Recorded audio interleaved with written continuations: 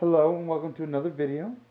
This video is going to be about how I like to make my own double drop leaders, or I've done triple and even quadruple, though that was a little extreme unless you're trying to go ultralight, say like for a sabiki style rig. But I like to make my own leaders both for cost purposes, and I have found them to be much more effective than just your generic store-bought, made overseas in countries we won't name leaders. Example A. Now, if you don't have a lot of skills tying knots, these may seem like a great idea. They seem, oh, there's a snap on it. I snap my hook on there. You know, you see these are all little hand-tied knots in some factory somewhere, probably by some poor guy not making anything. So I can tie these while watching fishing shows and save me money and not use these other things that are unnecessary. But these can be used to fish, but I found them to not be as effective at hooking. There's just a lot of play in here. It's not a very direct hook set, so I find them to be lacking in effectiveness. So I switched to hand tying with some heavier monofilaments. I was doing 30, 40 pounds, still trying to stay heavy because a lot of these, come in like 60-pound tests, especially for saltwater. And for 90% of what you're fishing, particularly inshore, really isn't necessary. So I started going down to like 20 pound, and I found out my bite ratio and hookup ratio went up significantly. And so then I decided to try fluorocarbon. Now this is 14 pound I'm just using because I had it handy, but for saltwater I tend to use 20 pound, sometimes a little heavier, but really 20 pound. And I don't usually get the expensive leader stuff. I just get a big spool, of 20 pound, which usually runs $10 for a 200-yard spool. Thereabouts. This brand, I'm not particular, whatever's on sale in the fluorocarbon, in the weight that I need. But really, out of one spool, I get legitimately 100 liters. They usually takes up about 4 to 6 feet, so about 2 yards. So if it's 200 yards, that's 100 liters. I did start first putting, swivels and snaps on it, and then I decided against it because it's not really necessary for what I'm doing.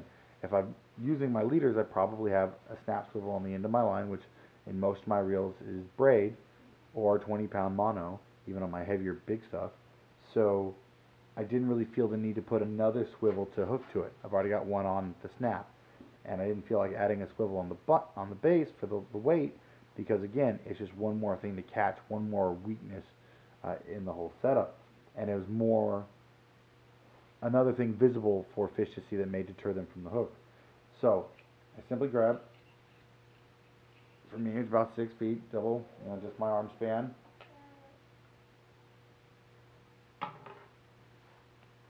Cut it there. I use one knot, a surgeon's loop. Not complicated at all. You simply take the line here, get a good sized loop, create a loop at the base of it, and you put it through twice. That's it. Nothing complicated. The friction causes it to knot up on itself. It will not let go. If you're a boater, often called a figure eight loop or a figure eight knot, that's it. That has held. I have pulled up 15 pounds of fish on that knot without it giving on 20-pound test fluorocarbon. And so there's my main line. I can trim that off if I need to, but usually not necessary with the fluorocarbon. Come down about 6 to 8 inches. Go again.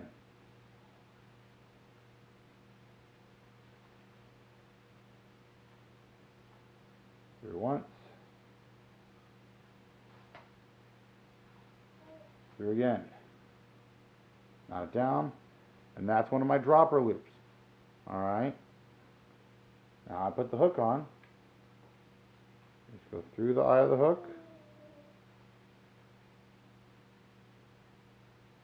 Careful, we all know how sharp they can be. And that's it. That's how easy and quick it is for me to put a hook on when I'm rigging these out, fishing, and take it off if I want to switch hooks, sizes, things like that. This is just a 1 or 2 hot. No, it's a 3 demon circle. Usually if I'm using bait, 9 times out of 10 I'm using a circle hook. I have a lot of faith in them. They've worked very, very well for me.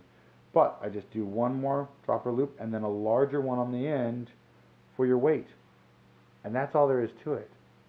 I mean, legitimately, it takes just a couple minutes and your leader's done. And I don't have any metal, nothing to distract or scare fish off. Alright, if I wanted to add a little bead for a little more attractant, it'd be easy to add it just above the hook there. It's like a lot of them, have the pink beads. No big deal at all. Real simple, real easy. And here's the best thing. Use it for a day. Take your hooks and your weight off. Rinse them in fresh water so they don't get rusted if you're in salt. Are good rinses anyway, just to keep them clean. Alright, there's another loop right there. Alright, so there we go. I've got 2 plus 1 to hook to.